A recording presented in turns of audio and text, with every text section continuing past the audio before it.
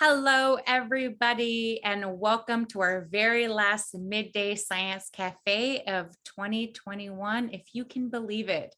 Microbiomes from fields of leaves to under the seas.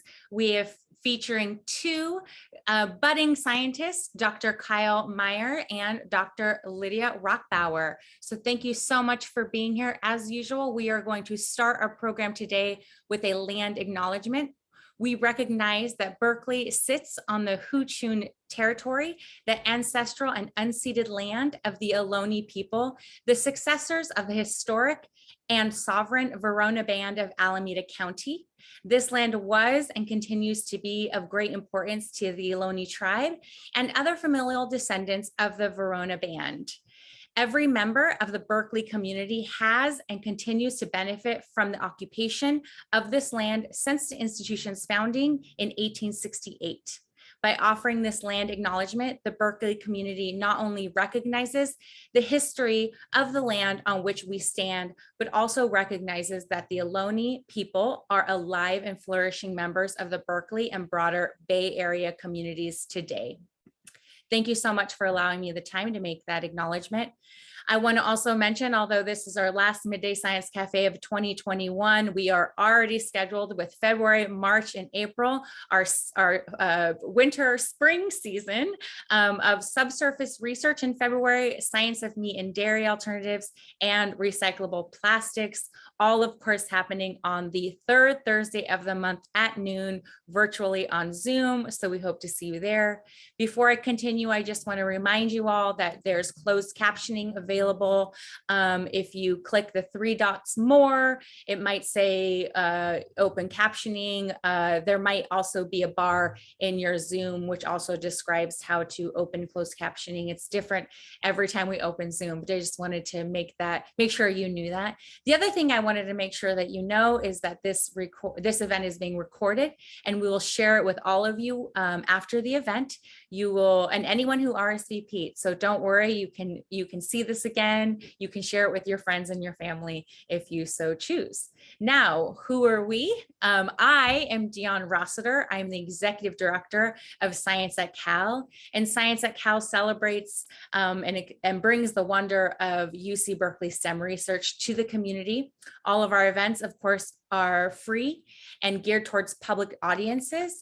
Science at Cal was developed in 2008, and it was envisioned as a unifying effort to raise awareness and understanding and appreciation of scientific research at UC Berkeley and within our community. To realize this vision, we engage the vast Berkeley STEM community as science communicators, and we foster the collaboration amongst all of campus and community-based groups who share our commitment to equity and inclusion in STEM. We do that through a whole slew of programming. We're in the public, we're outside, we're at science cafes, lectures, festivals, of course, campus events and more. We partner with different consulates, libraries, First Friday events, farmers market, community centers. So you will see us out and about in the community after the new year. Without further ado, I'm going to introduce the second half of our team, our fabulous team that puts on Midday Science Cafe, Jen Tang from Berkeley Lab. Thanks so much, Dee. Hello, everyone. As Dee said, my name's Jen Tang, and I am the Director of Community Relations at Lawrence Berkeley National Laboratory. And as a quick refresher, Berkeley Lab is one of 17 U.S. Department of Energy national laboratories across the country, and we are supported by the Department of Energy's Office of Science and managed by the University of California. All of the research we conduct at the lab is unclassified. Now, since our founding back in 1931 by a UC Berkeley professor named Ernest Orlando Lawrence, we have been dedicated to advancing the scope of human knowledge and seeking answers to some of the most intractable problems facing humankind. Today, Berkeley Lab employees are dedicated to developing meaningful scientific solutions to some of those most challenging energy and environmental issues, helping train the next generation of scientists and engineers, and ensuring that those things happen in a manner that benefits everyone. Our main campus is located in the Berkeley Hills, and our close ties to the UC system create a really unique and synergistic environment for scientific discovery. a number of the lab's researchers are affiliated with one of the UC campuses, either as students, postdocs, and professors who have a joint appointment at the lab. And we're especially fortunate to have a close relationship with UC Berkeley. And our institutions, as Dee mentioned, has joined forces to advance science across many frontiers. And one of the main motivations for creating our Midday Science Cafe series is to share with you those examples of our compelling and complementary scientific research from both of our institutions. And we hope you enjoy today's presentation on microbiome research. Dee, back to you. Thank you, thank you. And I have the privilege of introducing Dr. Kyle Myers. So go ahead and join us when you're ready. Let me bring up that bio. All right, Kyle studied biology, French, and chemistry as an undergraduate at the University of Wisconsin-Milwaukee. So making us all look bad, Kyle. He then received a Fulbright scholarship to do his master's at the University of Auckland, New Zealand, where he studied the microbes that live in marine sponges. For his PhD, he studied at the University of Oregon, where he focused on how environmental change was influencing soil microbial communities in the Congo and Amazon basins. At UC Berkeley, his research examines how dispersal and transmission shape plant microbiomes, which you will be hearing about today. Besides his research, Kyle is also a musician. He specializes in guitars, drums, and a variety of electronic instruments. He also directly applies his microbial insights towards the amateur hobby of winemaking. Good friend to have, where he and his partner have been making fermented beverages for 9 vintages now. What an interesting person, Kyle. Thank you so much for being here. I'm so excited to see your presentation, and take it away. Cool. Well, thank you so much for that warm introduction. I'm super thrilled to be here. Science at Cal is awesome. So I'm Kyle. Hello, everybody. I'm going to be talking about the microbiomes associated with plants today and how they assemble. So the title of my talk is It Takes a Village, How Plants and Their Neighbors Shape the Microbial Life on Leaves. So today's theme is microbiomes, and so I think it might be appropriate to start by a definition of what we mean by microbiome. Nearly all plants and animals associate with a collection of microorganisms. This includes bacteria, fungi, viruses, in some cases protists, in other cases unicellular algae. So collectively, this is called the microbiome when it's associated with a host. So for example, the microbes associated with humans is the human microbiome, or if it's associated with tomatoes, it's the tomato microbiome. So if we zoom in more closely, we also find that individual body sites or tissue types have their own microbiomes as well. So one great example is in the gut, we have this collection of microbes that's very unique to just our stomachs, and this is called the gut microbiome. Same goes for human skin as well. So in plants, 2 of the most studied sites are the root microbiome. So this is also referred to as the rhizosphere. This is essentially the interface between root tissue as it's growing into the soil and the soil microbiome. So the soil has this extremely complex collection of microorganisms in it. So there's a lot of interest in how plants are interacting with this soil microbiome. The other most studied area is the leaf microbiome, and that's what I'm going to be talking about today. So this is the collection of microbes living on leaf surfaces, and they're essentially at the interface of the atmosphere and the environment and the leaf surface. So one of the reasons why we're so interested in the bacteria or in the microbes that live on leaf surfaces is because they can help protect plants against the invasion of pathogens or agents that can cause disease. And so they can do this using a mechanism that we call competitive exclusion. So if you imagine here a complex set of microorganisms that not only has a lot of different types of microbes, but it's also very dense. It's actually very difficult for pathogens to invade when this is a very intact community of microorganisms. Competitive exclusion works in a couple different ways. So First, they take up a lot of space, and so there's prime real estate on a leaf, especially along the veins where sugars can be exuded. And so this prime real estate can get taken up where it's actually physically difficult for pathogens to invade. Not only spatially, but also from a resource standpoint, a complex and dense microbiome can gobble up a lot of these sugars that get exuded by leaves. And so if a pathogen were to arrive, it essentially has to compete for sugar resources or starve. And then lastly, complex microbiomes oftentimes contain individuals that can actually chemically ward off pathogens. And so they can produce antibiotics or other antimicrobial agents. And so this can help protect the plant. And so essentially the difference between a healthy and a diseased leaf is often due to the microbiome. So microbiome research tends to focus on three main themes.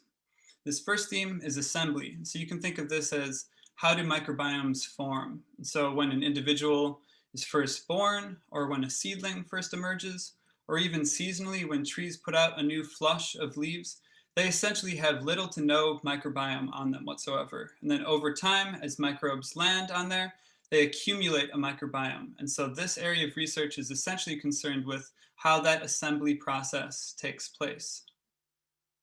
Second main theme is diversity. So you can think of this as what types of microbes are found where. And so, for example, one might ask, why does species A only occur on certain species of plants, while species B is only on other plants? So why is species A only on tomatoes, while B is on beans? Or why do species C and D always co-occur? Why are they always found together? And so these types of questions comprise the diversity theme of microbiome research. And then lastly, what we're going to hear more on from Lydia today is function. So this theme is basically concerned with what do microbes do? So what is this microbiome actually doing? How does it shape its environment, or how does it influence the hosts on which they reside? So this can include producing nutrients to actually feed their hosts, or again, defending against pathogens. So what I'm going to be focusing on today is this first central theme of assembly. So to introduce the topic of assembly, let's envision how microbes land on a leaf surface. So you can picture this diverse pool of microorganisms that could be wafting in from the atmosphere, they could be coming from the ocean, they could be coming from surrounding vegetation or animals. So not all of these are going to actually make it to a leaf surface and survive. And so we can think of their survival is being shaped by a set of challenges. And each of these challenges is like a filter. So this first major filter is the climate and environment. And so if something is wafting in from far away, say the tropics, it's going to have to contend with local conditions like our cold night temperatures relative to the tropics. It also includes environmental conditions. And so this can include human-induced pollution. So if something is coming in from a pristine environment, it might have to contend with new challenges of an urban environment like pollution.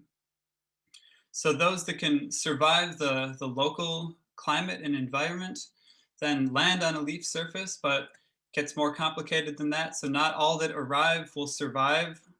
Life on a leaf is actually quite challenging. So leaves are oftentimes aimed directly at the sun. So anything that is living on a leaf surface essentially has to contend with enormous amounts of UV radiation, which is very deadly for most organisms. Leaves also vary in their leakiness, and so some leaves essentially exude a good amount of sugar that can feed their microbiome, while others, like succulents or pine needles, don't. And so oftentimes things landing on a leaf will have to deal with resource scarcity. They also have to deal with water scarcity. So water tends to fluctuate hugely on a leaf surface, largely because it's so exposed to the sun.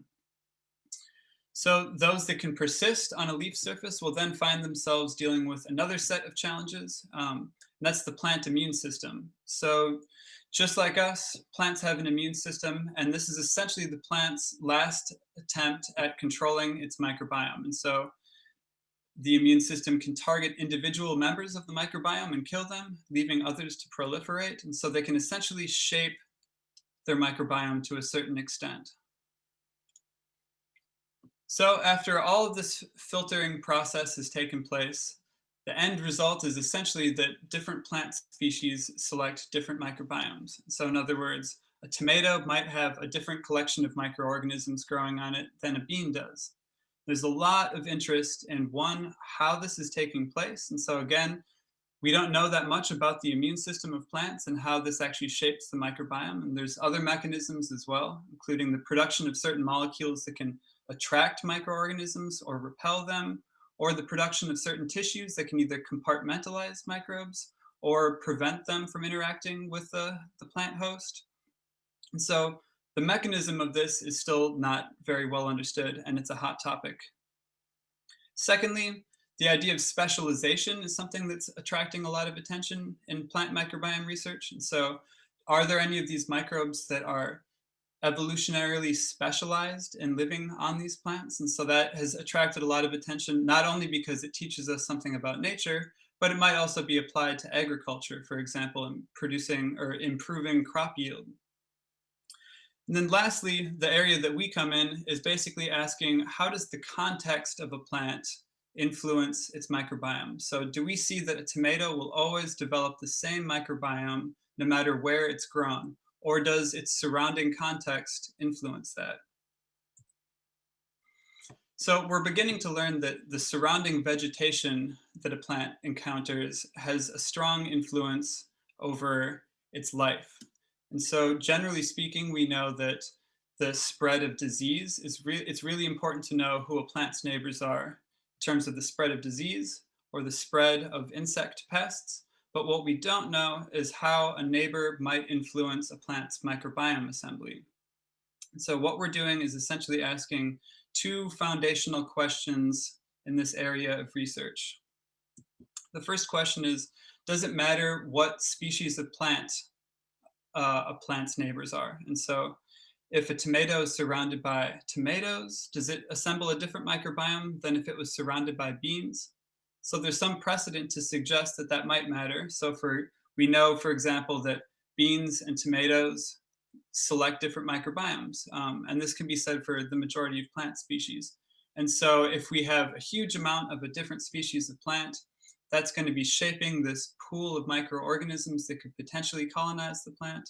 And so we therefore hypothesize that a plant's neighbor identity is going to be important for its microbiome assembly.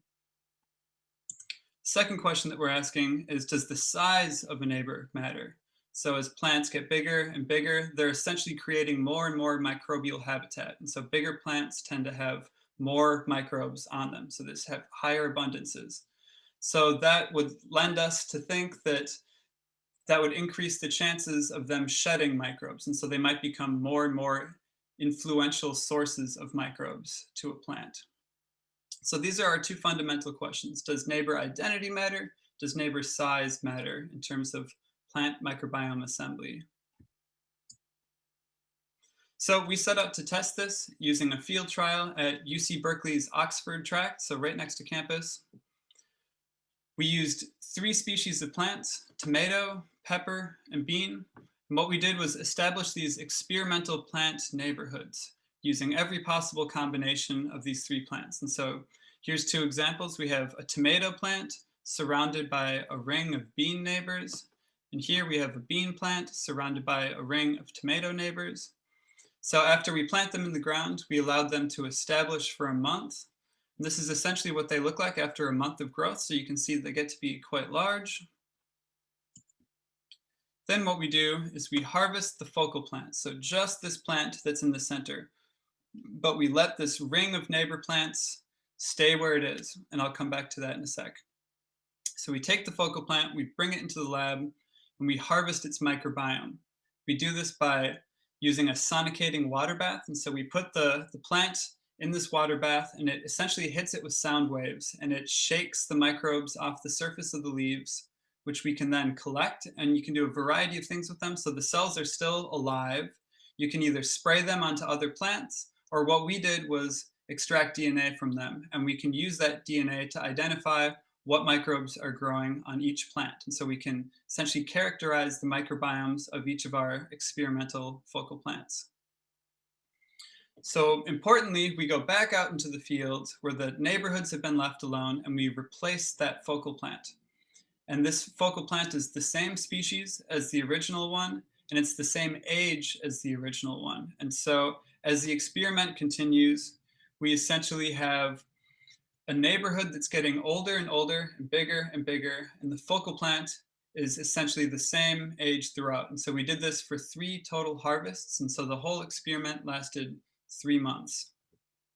And so essentially we're able to ask, 1, does the identity of the neighbors matter? And 2, as it gets bigger and bigger, does the size of the neighbors matter? So the first thing that I'm going to show you is the effect of the focal plant's identity. And so how important is it that it was a tomato versus a pepper or a bean? We see that the focal plant's identity, so their level of host selection, is strongest at the first harvest, and then it decreases over the experiment. And so in other words, it's most important here who these plants are, whether they're tomato, pepper, or bean. When we look at the effects of neighborhood, we see first at harvest 1, it doesn't matter who you're surrounded by. And so the only thing that's important is who you are, or who the plants are. At harvest 2, we see that there's an increasing effect of neighborhood. So it begins to be important who you're surrounded by, but what's still more important is who the actual plants are. So identity is still more important. But what we see at harvest 3 is that neighborhood starts to eclipse the effects of identity. So in other words, these plants are selecting a microbiome that's shaping who they are, but they're getting this deluge of microorganisms from the neighborhood. And the neighborhood identity becomes more important than the actual identity of the focal plant. So I'll sum that up with 2 main takeaway messages.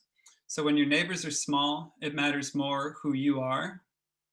So your neighbors don't have a huge influence over you. However, as your neighbors get bigger, it matters more who they are. So neighborhoods become more and more influential the larger they get. So the exciting thing about science is that every time we have what we think is an answer to our questions, it opens up this whole new deluge of other questions.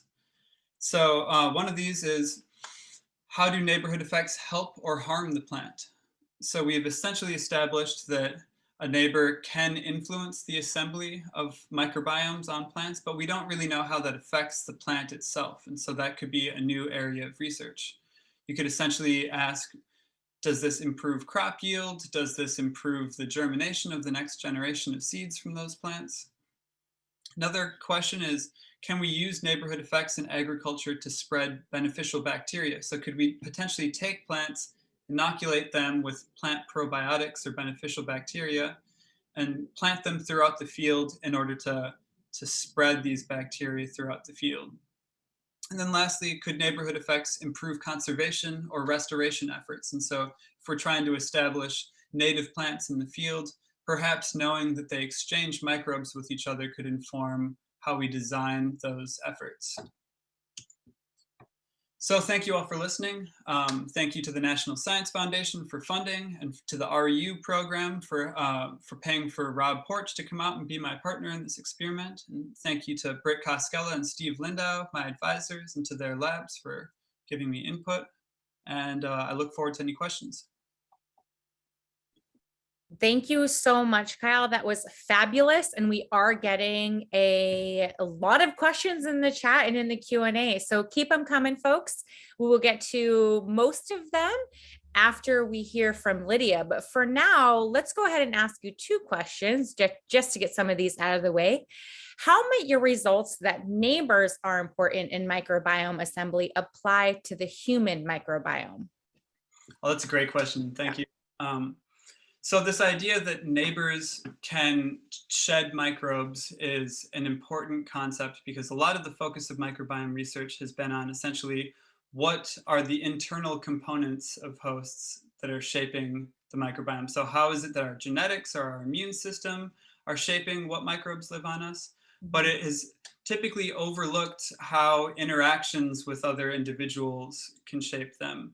So there's been a couple of really cool studies come out that hint at at interactions being really important. And one of them was showing that essentially one of the biggest predictors of what shapes microbiomes in humans is who they live with. And so microbiomes tend to be more similar between either romantic partners or roommates than people that don't live together. And sometimes even twins who live in different areas have more similar microbiomes to their roommates than they do to each other. There's a few other examples out there. Another one is essentially dog owners can have dog-associated microbes living in them, and so that again is a testament to the fact that we're exchanging microbes with each other. And then lastly, there was a study in zebrafish too that demonstrated that genetically distinct zebrafish that have their own distinct microbiomes, if you co-house them, if you essentially raise them in the same aquarium, they will tend to have the same microbiome. And so there's a whole bunch of evidence that suggests that neighborhood effects, can extend beyond plants into humans, into fish, and all sorts of other systems. Very cool. I had heard that dog once, so sure folks in the audience had heard that too. So how did you decide that it was size of the plant in the neighborhood that had the biggest influence in comparison to age, time in the field?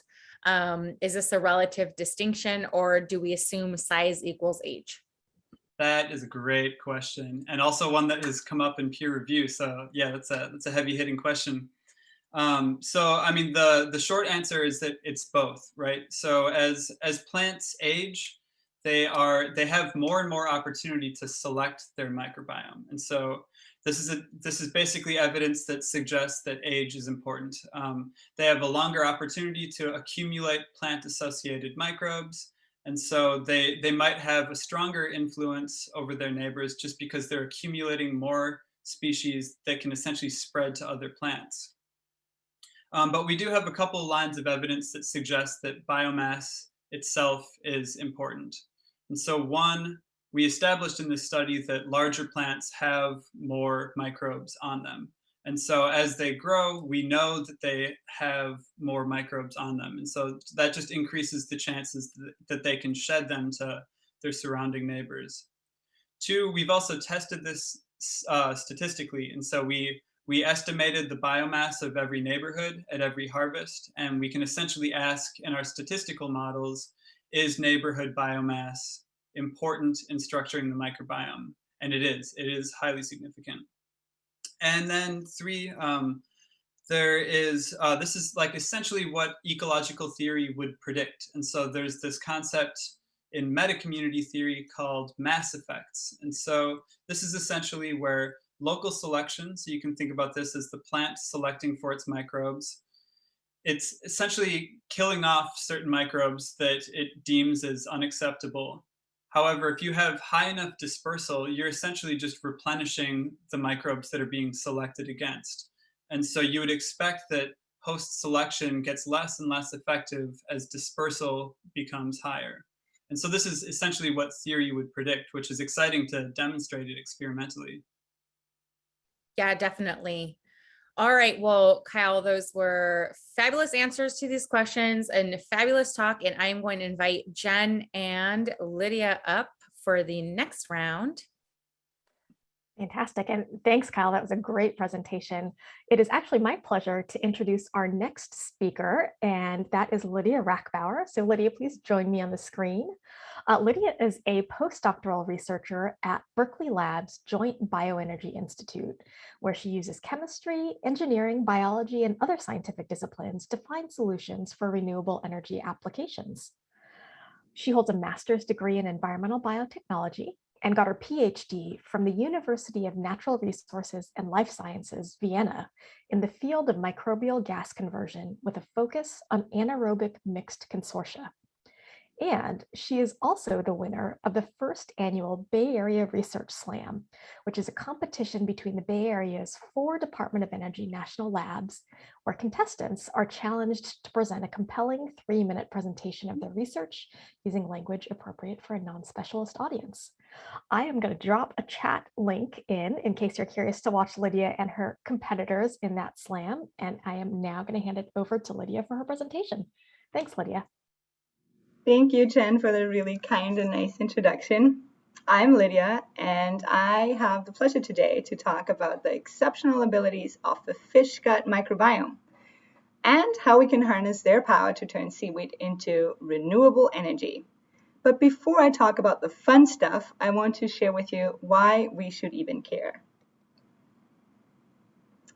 We are, as a society, strongly relying on fossil resources in our everyday life. The United States is a nation on the move. That shouldn't be news. Think of how you get to work, visit family, or even go on a camping trip. Most of us do own a car and use it regularly. When you look at the pie chart, you'll notice that transportation in the United States in 2020 accounted for about a quarter of our total energy consumption. And more alarmingly, only 5% of the sector is renewable biofuels. I want to highlight natural gas here. It's this little brown piece of the pie on the very top, and it's only accounting for 4%. I want to highlight this because out of all other fractions, natural gas could be replaced by its green brother biomethane very easily. They are in fact the very same thing. Biomethane is natural gas, just from a different source. So how can we make this green biomethane? Well, conventionally, a process called anaerobic digestion is used. And as the name suggests, this is an anaerobic process, which means there is no air, or more specifically, no oxygen involved. A mix of microbes turns organic matter into biogas. Agricultural or food waste, sometimes also crops specifically grown for energy production, serve as starting material. And this biogas is roughly comprised of 50% carbon dioxide and 50% biomethane, the green version of our natural gas we're looking for. So where do these little microbes come from? Well, we already host them in our digestive tract. But so does any livestock like cattle, pigs, or chickens, as Kyle explained very well before. And as we've heard before, each have their own microbiome. In anaerobic digestion, manure from cattle farms is most commonly used. Once these tiny helpers turned all the carbon into biomethane, you can imagine the gas being produced, the biogas being produced as these little bubbles here.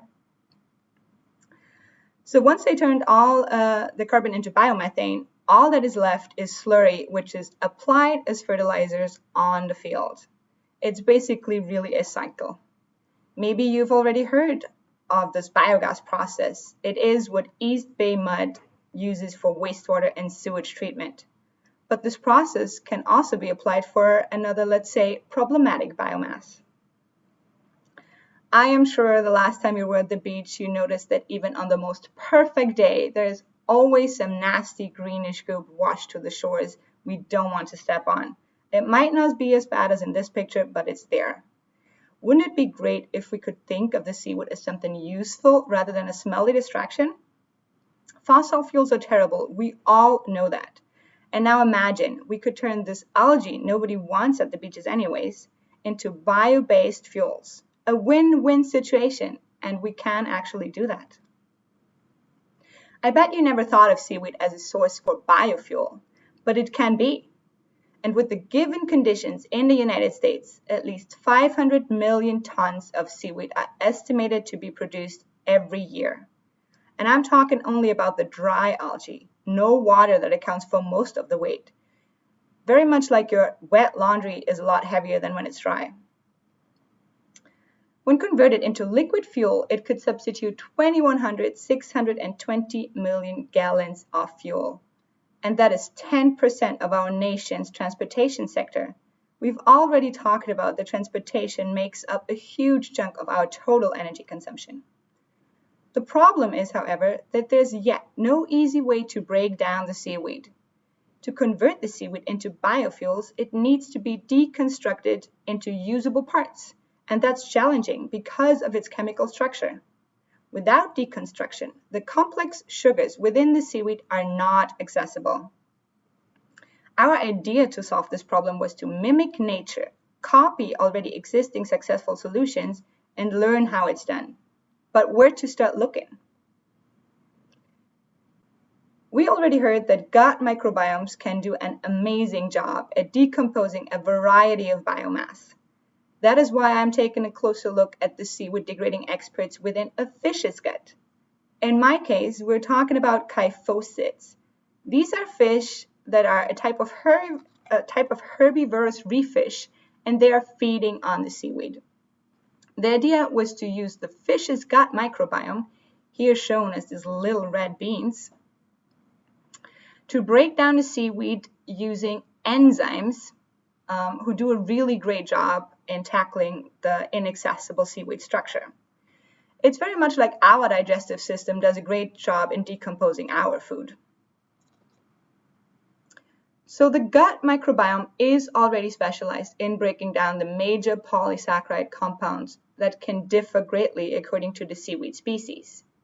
Polysaccharides are complex sugars and have names like agarose, alginate, or carrageenan. But the question remains, how do they do it? Such enzymes break down the polysaccharide structure fast, and some can cut the long sugar chains at any point in between, and others can only attack from the ends, like our two little frogs here. We wanted to see which enzymes are responsible for the degradation and also where to find them in the fish gut. Initially, we thought maybe the fish microbiome is similar to that of a cow and can produce biomethane right away, just like what we've seen for the anaerobic digestion using cattle manure earlier. But no, we see all the building blocks for biomethane. We have fatty acids, we have simple sugars, but no biomethane at all. So before we can do any experiments and check what the microbiome can do, we had to get the guts first. For this specific study, we used wild-caught fish from the coast of Kona in Hawaii. Science is not only about lab work and wearing white coats, goggles, and gloves all day, but can also take you to fun places. So once we had the fish gut sampled, we divided the gut into fractions ranging from the stomach in the beginning to the foregut, which is basically everything in the middle, and the hindgut, the very, very last part of the digestive tract. This hindgut section is interesting as it is also the section where we expect the least amount of oxygen. If you remember, the anaerobic digestion process to produce biomethane is also one without oxygen. We then prepare the samples and sequence the DNA to see which organisms we find in each section. And I want you to focus on the color pattern now and how it changes throughout the gut. Each color represents a different group of organisms, and we can definitely say that the hindgut is very distinct. There is a lot more turquoise than compared to the rest. Keeping in mind that we see different microbes present throughout the fish gut, we also see a shift in what is produced throughout the gut. When you look at the graphs, each colored symbol here, like the dots, the triangles, and the squares, each colored symbol represents either a different organism within a microbial community, which would be the left graph, or a product within the gut section on the right. I highlighted the general trend along the gut sections from the stomach throughout the foregut and the hindgut at the end. And as you can see, both arrows look very much alike. It's like every microbial neighbor has their own signature dish they cook, and simply by looking at what's on the product table, we can almost predict who joined the party. A very neat thing to do. But again, we did not see any biomethane just yet. Seaweed is generally divided into three groups. We have red, green, and brown seaweed, and it's really based on the actual colors. Since there was no biomethane using the fish gut microbiome for any type of seaweed, we thought, well, maybe seaweed is just not suitable for biofuel production. But to be really, really sure, we tested a couple different microbes. Whoops. There we go. And when using a cow's microbiome, much like in an anaerobic digester, we finally do see biomethane being produced. So let's do a quick recap now. On the one hand, we have the fish gut microbiome, which does an exceptional job at breaking down the complex seaweed structure. It does not directly produce biofuels, only its building blocks. On the other hand, a cow's microbiome can convert the seaweed biomass into biomethane, but this conversion is limited because of the inaccessible seaweed structure. To harness the full potential of both worlds, the idea was to combine the two approaches and use a fish gut set of enzymes to completely break down the algae biomass into building blocks before converting it into biofuel. So the baseline is it matters a lot which organisms build up a microbial community because their abilities vary. When we convert seaweed to biofuels, we expect to see a certain amount of biomethane. This theoretical maximum is calculated based on the sugar content of the seaweed biomass. What we did see in our experiments, though, was that on average, 50% of the expected biomethane was produced. So half is missing. And not all types of seaweed seem to show the same extent of this inhibition. Brown seaweed, let's say, was inhibited more than red or green seaweed. So what was happening here? We know from literature that some types of seaweed can stop biomethane production completely because they can contain certain compounds called bromoforms, which act as inhibitors. And these bromoforms block the enzymes responsible for biomethane formation, but not those that break down the seaweed structure. When we have fish gut enzymes break down the seaweed into building blocks, which then can be converted into biomethane by the cow's microbiome, we can bypass this inhibition problem. But how do we find such powerful enzymes? To see which microbe produces the most potent enzymes, I tried to find expert degraders based on their ability to grow on different sugars as present in the algae biomass. While we initially start off with a mixed microbiome from a fish's gut, I tried to isolate the best equipped organisms as pure cultures. And when I see growth on a culture dish, like it's shown here, I know that the organisms must have the tools it needs to break down the seaweed. In this case, the best equipped microbes are possibly the ones on the far right because their growth is most dominant. The next steps for my research include sequencing the genetic code of such expert degraders. Think of this code as a blueprint we can check to see which enzymes are needed to break down the seaweed. The ultimate goal is to copy these enzymes based on their genetic blueprint without the fish, so we can turn a lot more of our seaweed into numerous products, including biofuels. Most importantly, I want you to remember that seaweed can be a biofuel, not just a nasty goop at the beaches. All we need is a little help from tiny microbes to break down the complex structure. And secondly, we can find such powerful organisms in a fish's gut, and they do an exceptional job at breaking down the complex structure by using highly specialized enzymes. Once we know which enzymes it takes, we can copy them without the fish and have a powerful tool at hand to convert seaweed into a renewable biofuel. With that, I want to thank you all for being curious about the vast resources nature has to offer. And of course, my co-workers at JBay, my PI, Steven Singer, and the most awesome deconstruction team. And I want to thank also ARPA-E and the Mariner program for funding my research. Fantastic, Lydia. That was a great presentation. So we've got a couple questions for you before we bring Dee and Kyle back to the screen. So the first question I want to ask you, and you mentioned biogas earlier in your presentation, what's the difference between biogas and biomethane? Well, biogas is actually a mix of different compounds, and biomethane makes up about 50% of this biogas mix. But we also have other gas components like hydrogen sulfide, which has a very strong odor and smells like rotten eggs. You might notice that when rotting seaweed is at the beach and you have this really stinky smell, that's hydrogen sulfide most likely. And also ammonia makes up tiny percentage of the biogas itself. So that's the basic difference between the two gases. And we could burn biogas as well as it is, and it's done at industrial scale already. But the benefit of pure biomethane would be that we can use, let's say, the natural gas grid as a distribution for distribution of the gas, and the biogas has to be used on site where it's produced. So there is no real way of transporting it from A to B.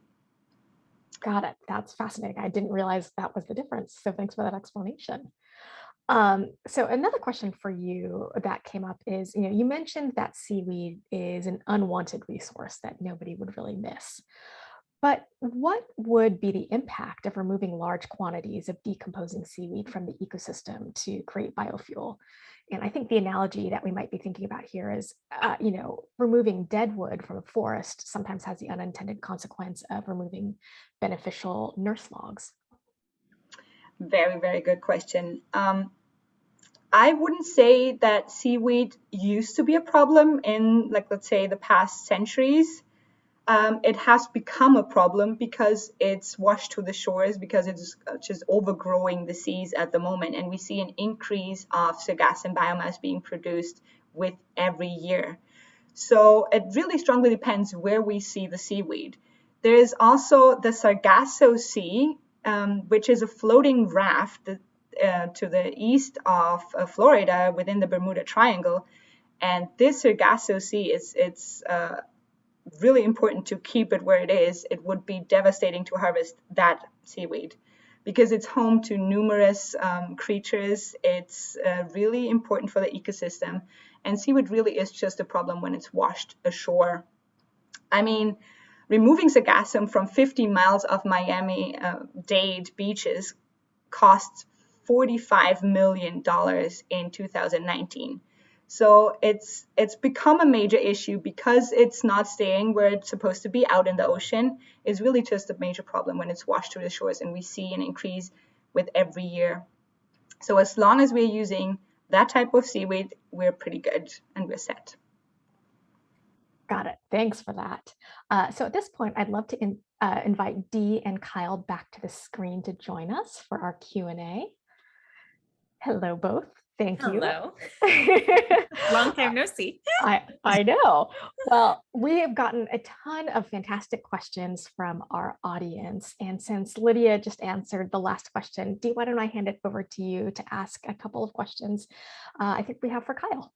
Yeah, sure. Yeah, we did get a bunch. So here's our first one, Kyle. A variety of plant animal species are threatened with extinction.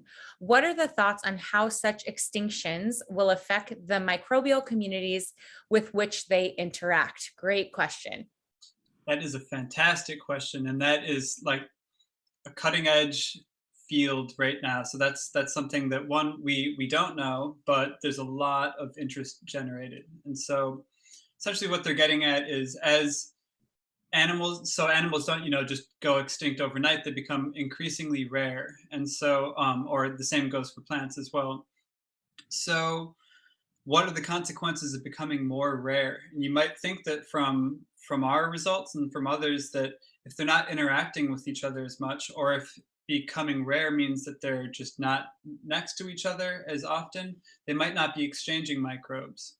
And so in some cases, if they have these specialized relationships with microbes, so if their survival is really either dependent on microbes or it is aided by microbes, if they're not able to exchange them, then these microbes might either go extinct along with them, or they might, switch and specialize in a different host. But yeah, there's also a lot of interest in how we can, for these rare species that are essentially just like on the verge of extinction, how we might be able to use microbial relationships that they have to help bolster their survival in the wild. And so one that can be used for protection against pathogens. And so oftentimes when populations are on the brink of extinction, it could just be a single pathogen that wipes them out. And so if we can learn more about microbes that might be protective, that can help with that. But yeah, microbial extinction is also a thing. We have this assumption that microbes are just essentially everywhere, and that, as we reshape the environment, the microbes they'll be fine. But, some of my past work, along with a huge body of literature, is suggesting that land use change, deforestation, human impacts all over the place are causing at least the local extinction of microbes. And so this might not mean that, globally, like any individual groups are completely gone, but it means that in a given habitat, they're disappearing, and what the consequences of that are is yet unknown, but it's probably not good. Right. There's less variety, right? In that Absolutely. way. Yep, exactly. So I should say that even though I asked that question to Kyle, Lydia, you're more than welcome to chime in, and vice versa.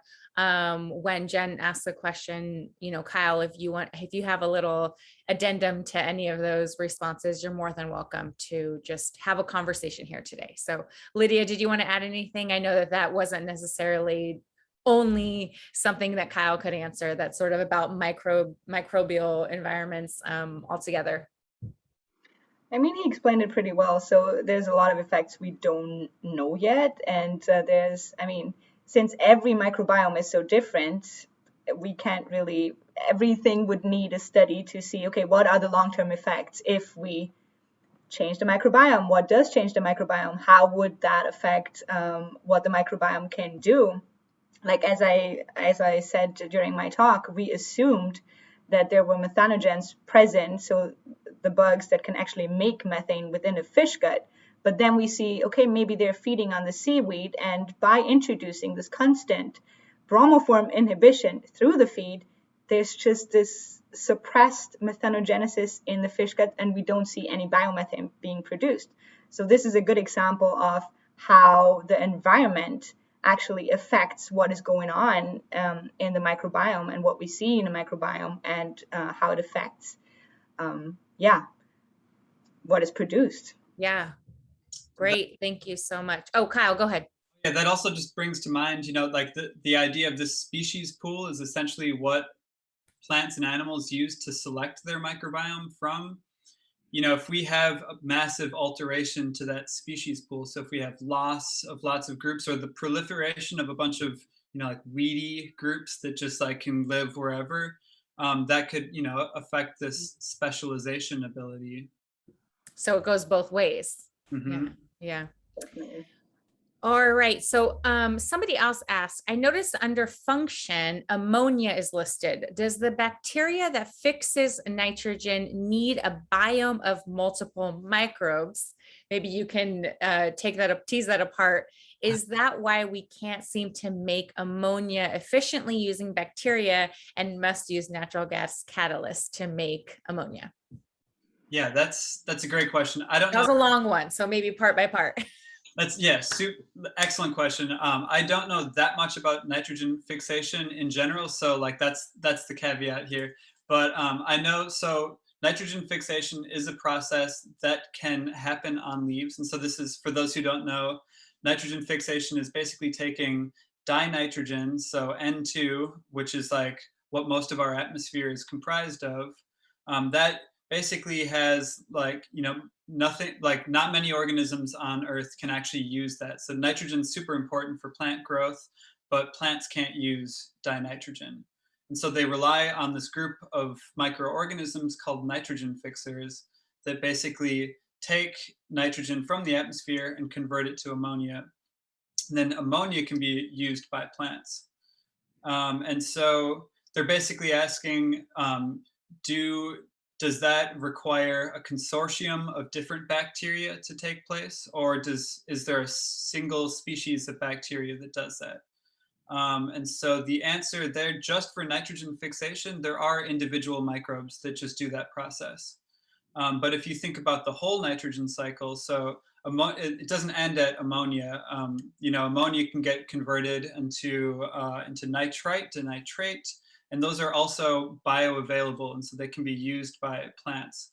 And so different parts of that nitrogen cycle, and then those components can also be released back in the form of dinitrogen. And so the whole cycle basically contains different groups of microbes, and in some cases, it's an intense partnership between different microbes, and in other cases, just like one microbe will fill, that single role in the cycle. But in the phylosphere, so there's evidence that some phylosphere members can fix nitrogen, but whether or not that really impacts the plant is not well known. And so generally speaking, the plant needs a lot of nitrogen or ammonia to grow, and the levels that are being produced on a leaf are probably essentially negligible compared to like what happens in the roots. And so, yeah, I hope that answers the question. Yeah, thank you so much. I might want to add to the nitrogen question. I mean, we were asked, or I was asked, what if we remove all the seaweed, and how would this impact the environment? And actually, nitrogen plays a big role in this overgrowth of sargassum that we see because of the excessive farming. So when the rainforests are deforested and used for agricultural land, this land is not really fertile as it is. So we need a lot of fertilizer and apply like the nitrogen, which is we're talking about, on this land. And by doing so, this is also washed to the Amazon and ends up ultimately in the oceans. So we do see warmer ocean water and highly nutrified water. And this is why we have this overgrowth of sargassum to begin with. So it's all a cycle, and it's cycling back. So it's not only ending up in the air, it's fixated within the soil, and it's washed out, and yeah, and that it's growing that again. Yeah, that also, if you want to or not. Yeah, that also happens in lakes too. So like I'm from Minnesota, and Minnesota is known for having a huge amount of lakes. And when people fertilize their lawns and they live right on the lakefront, that essentially ends up washing into lakes, and that does the exact same thing that Lydia is describing. So it's essentially fertilizer for seaweed and algae to grow, and then that essentially chokes out the water column, and we have this cascading ecological impact. And so, yeah, it's super important. Thanks both for that. So maybe let's pivot from nitrogen to carbon. We got a question from one of our listeners, who recently heard a talk by a company that proposes to grow kelp in order to capture carbon and then to sequester that carbon by sinking the kelp deep in the ocean. So how might the microbes that are present in the ocean and capable of digesting seaweed affect something like this company's proposal? I mean, yes, you can fixate carbon in the form of kelp biomass. Yes, you can try to sink it in the ocean, but thinking of it's still a natural habitat for a lot of fish and other marine organisms that feed on kelp naturally. They would definitely degrade it. I mean, it might not actually happen so fast, so it might delay the process of bringing the carbon back into the rest of the cycle. I wouldn't say it's a solution to the problem. It's definitely a better option than other carbon sequestration techniques I've heard, but it won't be a final solution. I mean, as long as the fish are feeding on the kelp, as long as the kelp is being degraded, it might take longer, but it's gonna be degraded. So it's not a final solution, definitely. It just delays the problem, let's say. Which is also, I mean, buying time is not the worst option, to be honest. Sure. Kyle, did you have anything to add to that? Yeah, no, I completely agree with that. So the elephant in the room is that emissions have to, like, fossil fuels have to stop. I mean, that we're taking deeply stored carbon that hasn't been near the atmosphere for tens of millions, hundreds of millions of years, and releasing it. And so whatever we grab from the atmosphere, I mean, that's good, and it could be stored for thousands of years, and that helps. That'll definitely buy us time, but it's not really hitting the fundamental problem that we face. But again, we're all ideas are on the table, and that's certainly one. And so, yeah, I wouldn't discourage it in any way, but I don't think that it's going to completely change things. It can help to solve the overall problem, but it might not be the only solution. Yeah, definitely. So another question for you, Lydia, I think specifically, but Kyle, we'd love to hear your thoughts as well. The question is, what obstacles need to be overcome in order to scale up the use of fish gut microbiomes at a commercial scale? What are some of those barriers? I mean, right now, it's really just about finding out who the key players in this whole degradation are. And as soon as we can pinpoint, okay, this enzyme is responsible for the degradation of that specific type of seaweed. Because, I mean, I mentioned it's only red, green, and brown, but there's a vast difference even within the different color schemes. And the composition of the seaweed changes even throughout the seasons. So as soon as we know which enzymes can actually break down the structure at what site, we are 10 steps further for an industrial scale up. And we won't need the fish to do that. It's really just, this is the original source where we got our idea from. But once we know which enzymes we're looking for, we can produce these enzymes without the fish at lab scale. And I mean, enzymes are widely applied. We use them in detergents.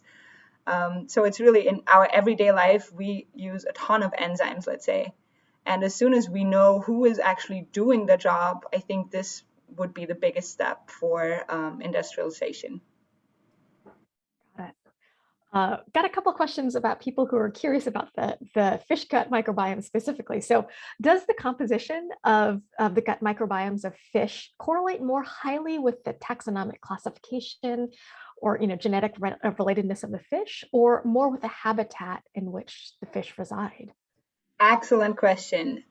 We had 2 bioprospecting trips. So one took us to Hawaii and Kona, where we checked wild type kyphosates. We also had a trial together with our partners from Ocean Era, and they were hatching the same type of fish and feeding them monodiets, so just one specific type of seaweed, to see how it affects the microbiome.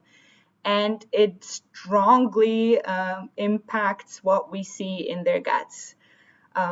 So does obviously where we catch them. So when we see what is in the fish guts, what types of organisms we see in the fish guts from San Diego, it vastly differs from what we see in Hawaii. So it's more related, I'd say, not only the habitat, but the feed they're feeding on. So really, what do they, just like for us, when we eat French fries all day and this is all we eat, our gut microbiome would be different. And it doesn't matter if we eat French fries in the United States or in the Netherlands. So it's really about what we put into our bodies, and it's the same for the fish. Yeah, super cool. Yes. Yeah. Kyle, anything? Yeah. I mean, I think this really nicely ties into that idea of context that we're talking about in our studies. So, like, essentially, would you see that those fish assemble the same microbiome if they're raised in different environments? And it sounds like what you're saying is that their diet is an important part of this context, and so changing their diet. I mean, it comes as no surprise that essentially, like, gut microbes are being fueled by the things that the animals eat, and so that will just essentially shape the availability of different resources, and so that's going to shape who lives there. Maybe this Midday Science Cafe will lead to a joint paper between you two. That would be awesome. I'd like to collaborate with Kyle. He's a cool guy. He is.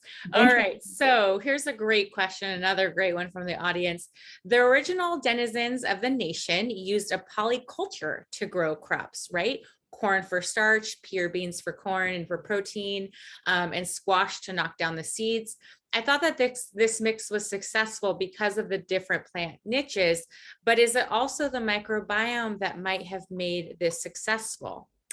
The person also says, if you get a chance to get a garden, I planned to investigate the different polyculture techniques. Looks like I have to study the microorganisms as well. It's such a cool question. I've thought about that too. The corn, bean, and squash trio is such a cool combination, and in ecology, it really exemplifies this idea of niche differentiation. And so like the beans partner with nitrogen fixers in the soil, so their root microbiome has nitrogen fixers, and so they can help improve the soil nitrogen status, which essentially gives nutrients to the other plants. And so microbes are helping in that way. But yeah, I don't really know that much about, whether the plants, like their phylosphere, it benefits. But, our research would suggest that having plants grown in the same neighborhood essentially is going to be impactful. And so we don't know what the consequences of that are. But this idea of polyculture, being combined with microbiome science is really cool, because polyculture, just microbes aside, is proving to be very successful. And the studies that have looked underground in the rhizosphere have also shown that growing polyculture essentially promotes a lot of different fungal species. And those fungal species have been directly shown to help, increase agricultural yield, increase resilience to drought stress. And so these polyculture techniques have a lot of promise. And what that actually means for the phylosphere, or for the microorganisms associated with different parts of those plants, is yet to be determined, but sounds like a fruitful avenue for research, if you'll pardon the pun. All right. Well, I will go ahead and ask one more question. It was a great pun. I kind of glossed over that. And I think that we might sort of have been getting to this a few times in the rest of your answers. But in terms of deforestation, I know we're thinking a lot about fires, deforestation. So this question is, how has that affected the microbial communities that were part of the forest ecosystem? How has it affected nutrient recycling, gas emissions, and the roles as it relates to, and the roles of the microbiomes in these functions? Do either of you, I'm sure that's a question, again, that can go to either of you. Yeah, I mean, that's essentially what my PhD was on. So excellent question. So one of the phenomena that I studied in my PhD was in the Amazon, when you deforest tropical rainforest and you convert it to agriculture. And in Brazil, the majority of the agriculture, or the majority of the motivation for conversion to agriculture, is for cattle pasture, so for the beef industry. What we see is that soils go from being a methane sink. And so that means that microorganisms in the soil are actually pulling methane out of the atmosphere. And so methane is a really potent greenhouse gas. It's like 35 times stronger than carbon dioxide. And so rainforest soils are actually providing this service for the planet by pulling this greenhouse gas out of the atmosphere. So when you deforest an area and you convert it to a cattle pasture, not only do you lose that function, that like service for the planet, but it switches. And so soils start to emit methane to the atmosphere, and it's really variable, and it's really, really high rates of flux. And so this is just one example of how changes to microbial communities in the soil, and changes to the soil itself, compacting it from the cattle, having it get more waterlogged because that water is not being contained in the vegetation, that's driving this massive change in greenhouse gas cycling. And this, I mean, if you scale it up, the rate that the Amazon is being deforested and just the spatial scale of it is just unfathomably huge. And so if you were to think of all of that land being converted as more or less continuously emitting methane, or even if it's not continuous, but just, seasonally emitting methane, it's very alarming, because, yeah, again, this is a super potent greenhouse gas. We also see other impacts like nitrogen cycling that we know a little bit less about, but it seems like, there's just wholesale disruptions to the cycling of nutrients and the cycling of greenhouse gases. Well, on a brighter note, we are going to be hosting our alternative meets. So speaking of the Amazon and deforestation, so next year, tune in, because that might help this issue a bit. But I will hand things over to Jen now. Thank you so much, Cal. Definitely. So we've just got a few more questions. Lydia, I think this one's for you. Somebody wanted to know whether you saw any overlap between the microbiomes in the fish that wasn't able to produce biomethane versus in the cow that was able to produce biomethane from kelp. Yeah, we definitely did see overlapping taxonomies there too. So the cow's microbiome is obviously producing methane, which is it's done by a very distinct group of organisms called methanogenic archaea. So they're not even bacteria. That's a totally different ballgame. And before these organisms can actually make methane, a ton of others have to do the degradation of the organic matter, of the biomass itself. And for the first part, for the degrading part, let's say, to break down the biomass into these building blocks, we do see an overlap. So we see the same fatty acids, we see some alcohols, we see some simple sugars in both the fish and for the cow microbiome. So yeah, there's definitely some overlap as well. Got it. And I think I want to end on this question. For both of you, for students who might be interested in pursuing a career as a microbiome researcher, what should they be studying in school? What did you, we heard a little bit about what you majored in, right? But what should they be studying? What's a good foundation for students who are interested? Since the job is so diverse, I'd say anything related to biology, chemistry, or even engineering, like biological engineering, is perfect. Biochemistry, it's everything related to the field, even if it's just the slightest overlap, helps. Because once you're in it, you have to learn the techniques it takes anyway. So you shouldn't ever be encouraged or discouraged by, okay, I don't have the right skill set yet. If you're interested in it and you have the basic knowledge, go for it. It really just shouldn't keep you from pursuing a career in STEM at all. Yeah, I fully agree with that. So my field, you can call it microbiome science or just microbial ecology. It pulls people from so many different disciplines. Like philosophy of science, microbiology, ecology, different types of ecology too, like community ecology or ecosystem ecology, which is like slightly bigger picture, cycling of nutrients kind of ecology. Chemistry, physics even too, or even pure mathematics. And yeah, I would say like study what you're passionate about, and then if microbial ecology or microbiome science is the way that you want to go, then then in grad school you can piece together the skill set that you want. But knowing some math and science will definitely help along the way, but like let your passion guide you. There's got your whole life ahead of you. I think that's good advice for life generally. Pursue your passions. Well, this brings us to the end of our event. So before we close, I want to thank Kyle and Lydia one more time for their really fantastic presentations, and want to thank our audience as well for showing up and for asking really great questions. And all year round. Exactly, all year round. Wrapping up a year today, 10 programs this year. So thank you to Lydia and Kyle, but also to Jen and to all the back-end folks, and to, again, our audience. I want to say thank you as well.